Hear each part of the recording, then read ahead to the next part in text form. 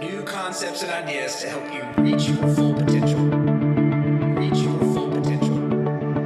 Reach your full potential. Small win, small win, small win. Keep your momentum going. The Success 101 Podcast. What's up, guys? Welcome back to live episode number 33.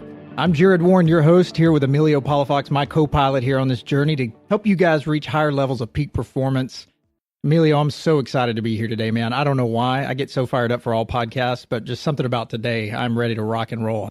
I'm feeling the same way. I'm so glad that you said that. Like, I'm on fire. I feel energized and charged right now. I've been doing a lot of demos recently, the past 2 weeks, nonstop.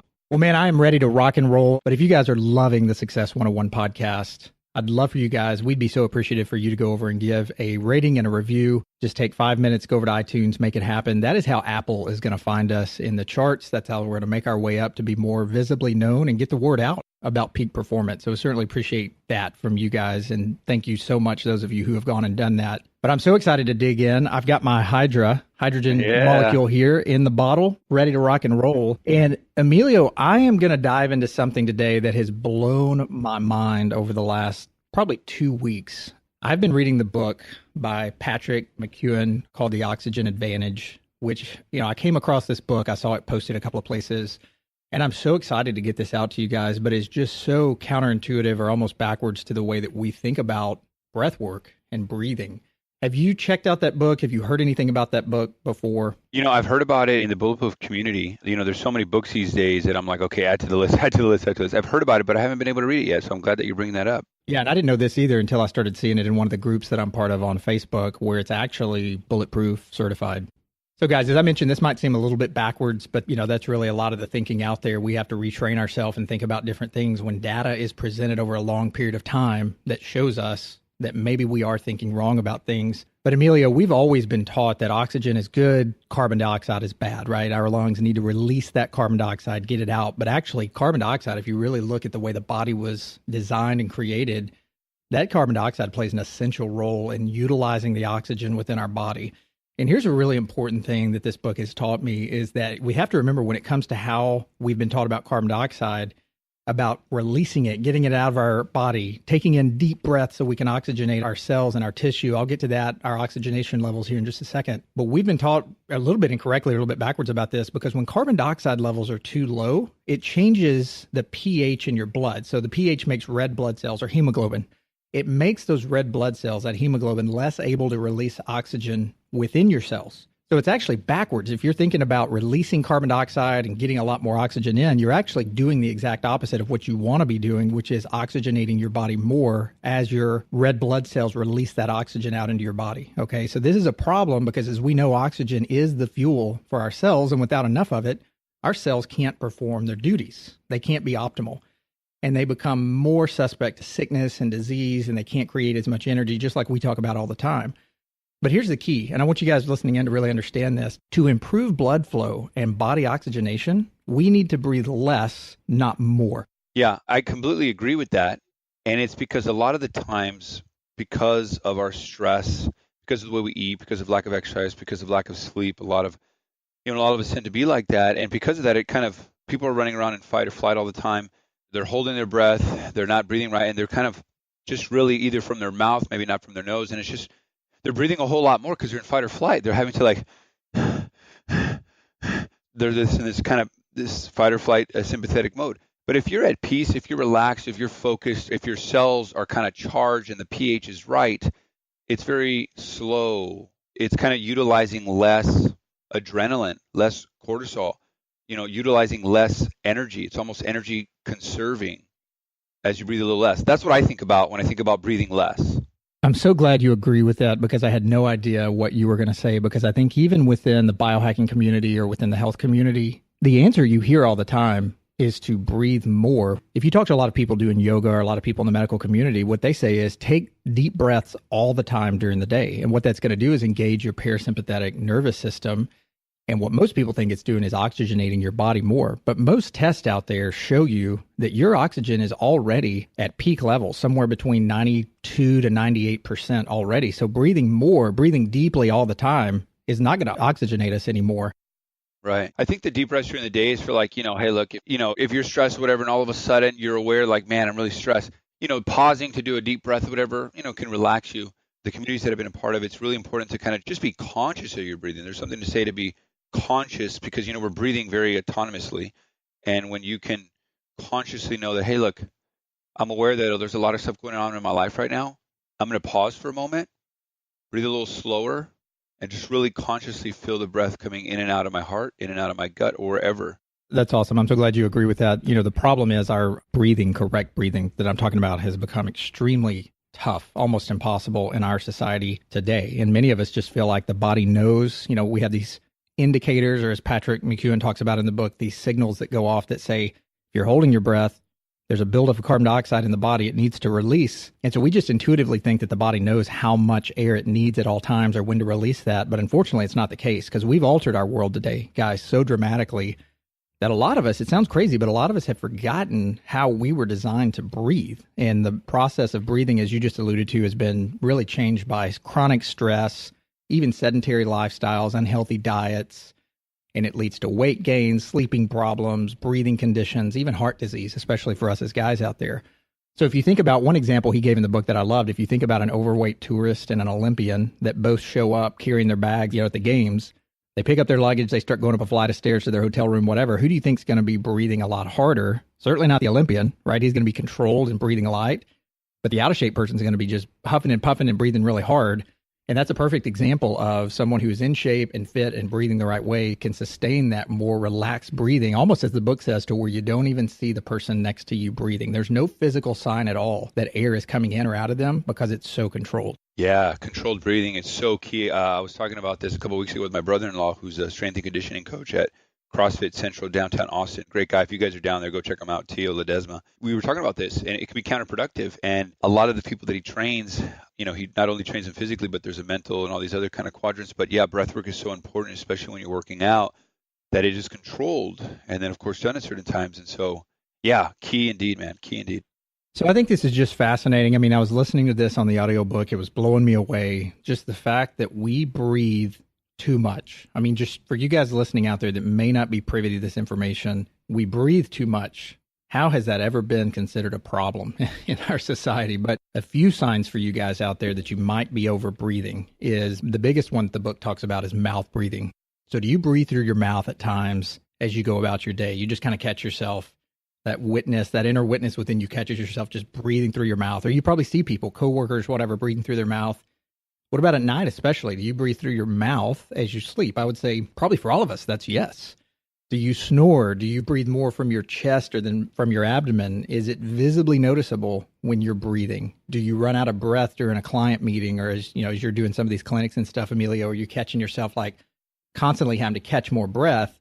Those are all signs that you're not breathing in the way that is the most optimal. So when we talk about oxygen delivery, I mentioned that hemoglobin, how it releases oxygen in the presence of carbon dioxide. That's so important for us to remember because without carbon dioxide or without the right amounts, such as when we're over breathing, right? When we're trying to breathe real fast and release our breath out, too much carbon dioxide is washed from the lungs, the blood, the tissues, the cells. And what happens is it causes that hemoglobin to hold on to the oxygen, resulting in reduced oxygen release and therefore reduced oxygen delivery through all of your muscles, tissues, organs, and all of that. So with less oxygen, you know the story. The muscles can't work, cells can't work as effectively as they should. And it is counterintuitive as this may seem, or as backwards as this may seem, the urge to take bigger, deeper breaths, guys, when we hit that wall during exercise does not provide the muscles with more oxygen, but it actually reduces your oxygenation even further.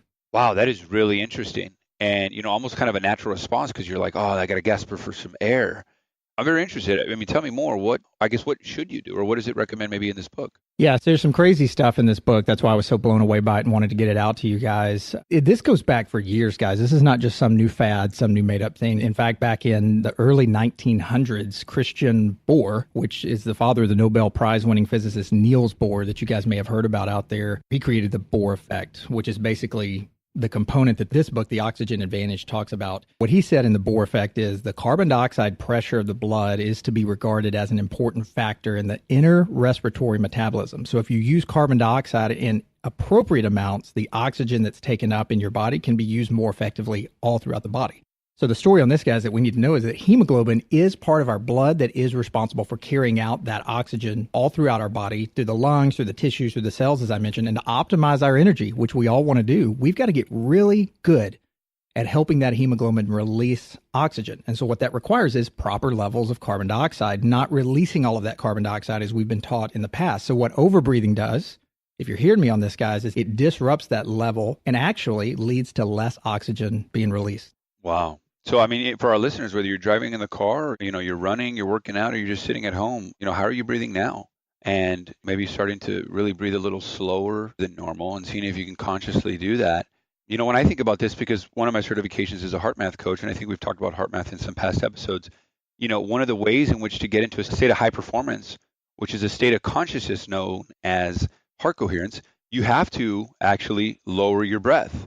You actually have to have a little slower breath and a little deeper than normal, concentrating on the heart, then activating and a renewing response. But that slower breath, that deeper breath, and of course the thoughts of a renewing emotion will put you into the state of consciousness where your mind and body are connected. So when we think about lowering the breath, this is one of the things that also comes into my mind.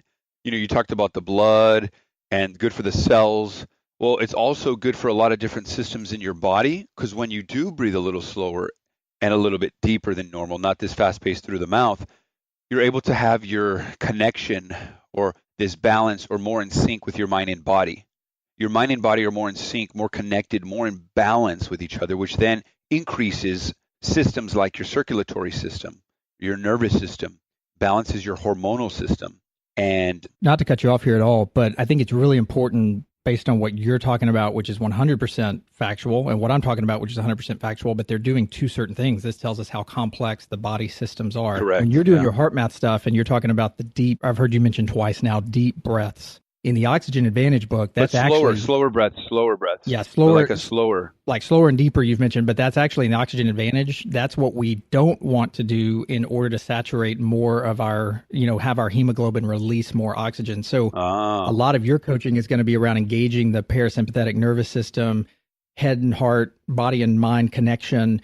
Those breaths are going to do that. But when we're specifically talking about oxygenating our cells and our tissue, those deeper breaths are actually doing the reverse of what we're trying to do. And so that's why I said this may sound a little bit controversial, because you've probably heard, you guys out there listening have probably heard people all your life or since you've tapped into this say, take deep breaths to be more relaxed, to be more engaged in, the moment, meditation, all those sort of things. This is way different though than saturating your tissues and cells with oxygen versus depleting all of that oxygen out, or a lot of it, and then getting these bad breathing patterns in. So I just wanted to make that distinction that what you're saying and what you're working with clients on, and that is absolutely correct.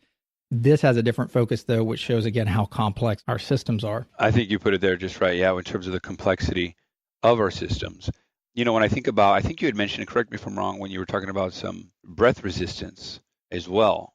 Yeah. In fact, a lot of the exercises in the book have you put your hand on your chest and on your stomach to give you some pressure, almost like someone's sitting on your chest, and to breathe as lightly as you can over like a 5 to 10 minute period with that pressure on your chest to teach you how to breathe more lightly. That reminds me, a few years ago, I used to have this thing called the power lung. Have you heard about the power lung? I've heard about it. I don't have any experience with it, though. Yeah, so I had the power lung a few years ago, and it was basically just that. It was this little device, you had a little mouthpiece, and it was basically some breath resistance where you can turn up or down the resistance, and you would just practice it. It would kind of build the lung capacity, your breath capacity, and it would, increase my VO2 max, whatever. And it might be, again, different than I'm talking about here, what we're trying to talk about. But no, it's exactly what we're talking about, increasing VO2 max. Yeah, it definitely increased my VO2 max. Actually, I think it's in storage somewhere. I would love to pull it out again. But I guess that's also the mask that they're wearing, to work out. Yeah, same thing, right? Right. And a lot of the book does talk about simulating high altitude training, almost like bringing the mountain to you. We don't have to always go to the mountains, but we can bring the mountain to us through simulated breath holds, those sort of things. So let me kind of explain to you guys, here's how, just kind of a real quick way for you guys to see how comfortable you are with carbon dioxide. And I think this is so important, especially for you athletes out there, people who want to breathe better, especially at night when you're sleeping, that I'm going to go into here in just a second. But he calls it your body oxygen level test, or BOLT. So your BOLT score is where you take a normal breath through your nose, you breathe out. And this is so important. You go read the book for more information on this, but it's so important that when you guys are holding your breath and checking this score, that you're doing it on the out breath, not taking in a lot of air and then trying to hold. But on the out breath through your nose, you plug your nose, you time how many seconds you can hold your breath before you feel the first definite desire to breathe. So not like a max hold where you're like, maxed out and you're gasping for air whenever you finally, let go of your nose or start breathing again, but more like somewhere around a 6 or a 7. 20 is considered a normal starting point. So a lot of athletes will score around 20 when they start doing this training. 40 seconds is the ideal Bolt score for a healthy individual. And every 5 seconds that you increase on this, you're supposed to have a lot more gains in energy, feeling better, reduced breathlessness during exercise, all of those sort of things. So I'd encourage you guys on that. Just take a regular breath, blow it out, hold your nose, and when you first feel the definite desire to breathe, again, not a max hold, but the first definite desire to breathe, regain that breath again and start breathing normal. And you should be able to be back at normal breathing. If you have to gasp just a little bit, you should be back at normal breathing within like 2 or 3 breaths. Time yourself and start doing several of those a day. And just remember that 20 is pretty much where athletes are when they start this, but someone who's really training at this and has optimal breath control, they won't feel that diaphragm spasm a little bit or that first breath needing impulse until 40 seconds in. So I'll just kind of put a bow on this, guys. There's so much in the book, and I'm just so excited for you guys to comment in if you go and get the book. But the point is, guys, breathing tip number 1 is we've got to breathe through our nose. We can't breathe through our mouths. And there's so much about nitric oxide and the way that your nose warms up the air differently than your mouth, the path that your air takes down into your body that's differently when you breathe through the mouth and the nose.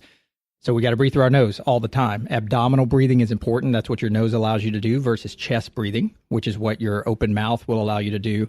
And we got to remember that stress is equal to rapid chest breathing, which is just like fight or flight, like you mentioned at the first of the show, Emilio. And the last thing I'll mention here is it should be effortless breathing. Again, someone sitting right beside you should not hear you or even see your body moving, even though you can slightly feel your abdomen, expanding and contracting. But here's the craziest thing. I started reading this and it talked about how much we breathe through our mouth at night when we don't even realize it and we get not so great of a sleep. So what it suggested to do, and I know this is going to sound crazy, but I promise you guys, if you try it, I think you're going to have restful sleep. I've been doing it all week long. Take some micro pore 3M paper tape. You can just go right on Amazon.com and buy that. So all week long, as I've gone to bed, I have taped my mouth shut, which kind of feels weird and you look goofy at first. My wife laughs at me. Tape your mouth shut at night to where you have to breathe through your nose all night long. And you will be amazed after a night or two of doing that, not only how much more you're breathing through your nose during the day because your brain's getting trained that way because you do it all night, but also how rested you are because you're not doing the mouth breathing. I think it's going to blow some of you guys away whenever you try it. I just feel so much better rested this week as I'm going to sleep, and will continue to try to increase my Bolt score, continue to hold my breath somewhere between 7 and 10 times a day just to try to test out my Bolt score. And then in the book, it even tells, as I mentioned, about how to bring the mountain to you when you're out just walking or exercising, how to do certain breath holds to where you are simulating high altitude oxygen training, bringing the mountain to you, but getting your body more saturated with oxygen, but more importantly, teaching your body that those triggers for carbon dioxide release actually don't have to occur as fast as they do to where you need to let out a bunch of air, gasp in for a bunch of air. You're just going to retain that oxygen. That hemoglobin is going to take it on through your body more. And we just all have to start breathing a lot better for our optimal health. Fascinating book. Hope you guys go out and grab it. Awesome. I'm so glad that you brought that book up to my awareness right now, man. I'm definitely going to try to increase my Bolt score. And the tape, I'm definitely going to do that. I saw that on your Instagram, you doing that. And so that's awesome. I've heard about it. I've just never done it before. So I'm definitely going to try that tonight because, I don't know if I open my mouth during the day. I mean, at night anyway. Yeah, we probably all do because as our body makes our breath slow down, especially if we're breathing the wrong way during the day, which let's face it, nowadays we do, your body is automatically going to help open up your mouth in the middle of your sleep when you don't even know it to get more air in. But really, again, we're just doing the backwards part of this. And one more time, I'll say this because I hope you guys don't hear me wrong on this.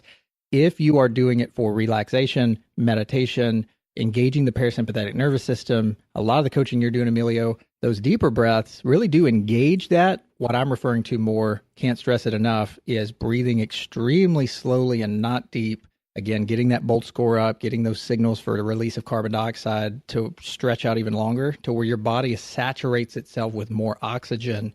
Because I know I'm going to get some kickback on this where people are like, man, I've been told my whole life to breathe deep and breathe relaxed. Yes, that's true, but that is not saturating your tissue with oxygen like some of you guys think it is. And carbon dioxide is so important on other levels. I'm reading a book by Dr. Jerry Tennant called Healing is Voltage. And one of the things that carbon dioxide is also good is for creating stomach acid, which is definitely needed. And a lot of people who have allergies or acid reflux sometimes are not making enough stomach acid. And carbon dioxide is one of the 6 things that create stomach acid that you need. I think it was like zinc, magnesium, B1, salt, water, carbon dioxide. Maybe there's another one. But carbon dioxide was definitely one of them in terms of making stomach acid, be able to break down a lot of the proteins into amino acids so that these proteins don't go into the small intestine and start to create allergies for you or your immune system fighting this foreign body, which is really all about not having the essential stomach acid needed. And carbon dioxide was one of the things that you need to build that. So carbon dioxide is definitely needed, not only in what we're talking about, but in other areas as we talk about our complex body. So awesome, man. Yeah, exactly. And we're just taught our whole life to just get, breathe out and then gasp in all this, warm oxygen, and we're going to feel better and relax. And yes, that's true. But man, it was just mind blowing to me because I'd never studied a whole lot on carbon dioxide. I had about oxygen and all of that and relaxation, but it's pretty awesome. Well, awesome, man. I love reading books, man. And it's crazy. Everyone I talk to, it's like I have an Evernote notebook that has all the books that I need to read. And it's like, as soon as I get time, I'll get to it. But it's like it just keeps adding on because there's so many great books out there. I'm going to add this one to the list. One of the books that I actually just recommended to a client of mine, given what he's going through last week, was, and we might have talked about it in other episodes, but it's a book called Thresholds of the Mind. Right. So the author of this book, because he's the author of Bill Harris, which is the Holosync guy. So this is his book, actually, and it's all about the 9 principles for conscious living, because just like a lot of my potential clients or even clients coming on board, very unconscious living. And what I mean by that is that they don't know what's important to them. They don't know what life is asking of them, their values and vocation. And so one of the things that we talked about with the breath even is being a witness. You talked about being a witness to your breath, and whether it's with more oxygen or less with the carbon dioxide that we talked about already, witnessing, okay, well, how am I breathing right now? And consciously being aware of that. And so that's actually, this witnessing part is actually one of the 9 principles for conscious living. So for people who haven't heard about it, there's 9. One of them is witnessing. This is the ability to step outside and watch yourself. And it's kind of an acquired skill and a practice develop. A lot of times I'll tell my clients to kind of, pretend like there's a video crew following you throughout the day. And, what are you going to be that can maybe hear and, hear your thoughts and can see obviously your movements and what you're saying and how you're being throughout the day and see and notice kind of how you are, showing up. And it's a very powerful thing. It's a really good skill for the antidote to resistance. The other 8 are let whatever happens be okay. The second one is threshold. We all have personal thresholds for what you can handle from your environment, the level of which depends on how your personal map of reality is constructed. And so like all dysfunctional feelings and behaviors are really attempts to cope with being over that threshold. And so we all have a threshold. The third one, or the fourth one that they talk about, is chaos and reorganization. This is kind of why I called my company the Cross Phoenix Coaching, is because that's all kind of an essential part of the growth process. And instead of distracted or suppressed, it really should be welcomed. And it represents both, this dying of the old and rebirth of the new. So sometimes people are like, oh man, I've been changing and doing a lot of stuff, but it seems very chaotic and, because things are reorganizing. And so they talk about, this chaos and reorganization. The other ones are the map is not the territory. A lot of the time, if you're looking at a map, there's a territory associated with it. If I look up your address on the map, okay, this is your address, right, Jarrod? Okay, there's an actual territory with that, right? So I can go over there and there's a physical location there that's true. Well, we have this internal map of reality that we think is true, but they're really our thoughts and our thoughts only. And we think that's reality, but it's obviously that map has been constructed based on what we were fed our entire life. The other conscious living principle, or the last 3 here, is responsibility is empowerment, conscious change, and good and bad generalizations. And I think I'm missing one here, the neutral universe. So real quick, guys, the 9 are let whatever happens be okay, threshold, chaos and reorganization, the map is not the territory, responsibility as empowerment, conscious change, witnessing, good and bad generalizations, and the neutral universe. This is one of the books that, while we're on the topic of books, a really good one to kind of elevate your awareness so that you can make, better decisions in your life and really to know more about yourself, like we were talking about earlier. That's pretty fascinating, all of those things. And those things are, things that are going to help us be more in line with peak performance and living optimal. So obviously, if you're bringing this book up, it's had a big impact on you. This is the second time you've mentioned it. How do you see it working in real life examples in your own life, in your client's life, as you adhere to those principles or you study those principles to really help move the needle for you guys? Yeah, that's a great question, man. So this has definitely helped me, along with numerous other books and things that I've done. I read this a few years ago, and I've read it again a couple years ago. It keeps coming up. And of course, there's a lot of books out there that will say the same thing. It's just in different language, right? There's a lot of great ones out there. I like the language in here. It really resonated with me. Even just the first principle, this let whatever happens be okay. When we talk about peak performance, we talk about, helped me, or the application of all this. Let's take the first one. Let whatever happens be okay. How many times are we trying to control stuff, or like something happens? A lot of times we have these expectations in life, in business, in relationships. And when it doesn't go our way, it sucks. We're like, you really just created your own suffering. You set an expectation, you were attached to it, and then it didn't go your way, and then you suffer from that. Right. But you're the one who caused that. The amount you suffer in life is directly related to how much you are resisting the fact that things are the way that they are. I'm a very spiritual person. Part of my practice is, the physical, the mental, the emotional, and the spiritual. For me, I think Reinhold Niebuhr said this. It's this, God grant me the serenity to accept the things that I cannot change, and the courage to change the things I can, and the wisdom to know the difference. That's kind of really encompassing the let whatever happens be okay. Let the river take you. This whole thing of, relax, nothing is under control. And speaking of counterproductive, people are like, what? They want to have this like, relax, everything's under control. But no, let's flip it. Relax, nothing is under control. Let whatever happens be okay. And so even that one principle, the first principle, has really changed my life past few years completely. I can totally relate to the resilient part of that is, oxidative stress is when our bodies are under so much stress over time, but you can see yourself or look back at life and see yourself getting stressed in situations that other people, maybe older, wiser, been there, done that type people, they're just going through it, man. And it's like, hey, it is what it is. We're going to get through it. It's not the end of the world. And I remember whenever I was younger, I would look at people like that and go, man, what do you mean? Like, this is a big deal. You just don't understand, whatever. And it's like, but something about their response let me know, okay, they've got this all figured out way more than I do. Why are they not stressing out about stuff? And part of that is just becoming more resilient. As stress comes on us, we learn to deal with it more. We learn to deal with it better. And I think, just letting it happen the way it's going to happen and just knowing that, hey, most of the stuff that we worry about doesn't even come close to being nearly as bad or even happening in the negative way that we thought it would. But yet we get all tangled up with this stress. And it's a journey. Yeah. It doesn't happen overnight. But we have to teach ourselves how to be more resilient and let come, or just surf on the wave, like you've mentioned before. When that wave comes, learn how to surf on it. Right. Just ride the wave, and you're going to feel a whole lot better, not worried about the small details. You're right. And it's definitely about that journey. It takes time. And these 9 principles are kind of that time and journey that you start to slowly, it's that muscle, slowly build that muscle till you're more conscious and more conscious and more conscious. The second one, the threshold, is kind of like what we're talking about now. We all have a personal threshold for what we can handle from our environment, the level of which depends on how your personal map of reality is constructed. And so let's say your threshold, I don't know, let's say on 1 to 10 is, let's just put a 5 out there, right? A lot of times when there's a lot of stress in the environment and it goes over our threshold, there's 3 ways that people deal with that overwhelm, if you will. They either dissipate energy, block energy, or distraction. And what I mean by that is that there's a lot of input from the environment. A lot of people that get stressed and things, they get overwhelmed because it's past their threshold. The first one, dissipate energy. These are the people who like to stress out. They to relieve stress, they got to go and work out. They got to go and just like get all that energy out. There was too much energy built up into your system. And so they got to go and exercise and release it all, get it all out until they're finally at that balance. And then it also kind of goes below their threshold. That's one of the ways that people deal with it.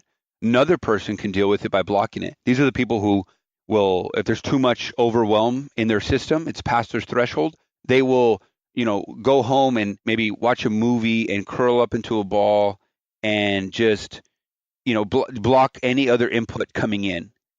People, anything, they need to be alone and kind of block out any more input from the environment, blocking that energy until that level of overwhelm goes below their threshold again.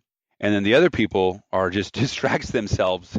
And this could be kind of bad too. This is, with the addictions and drug, alcohol, sex, and all this other kind of stuff where they're just kind of distracting themselves until they kind of forget about it and it kind of slowly goes down. But of course, it's building up. And these are all, sometimes you can have all of them. But this is, again, being aware, okay, well, which one are you? And which one do you want to be in? Or how do you, on a more healthy way, get rid of that overwhelm, right? And really, those healthy ways, there's everything that we've been talking about in our podcasts.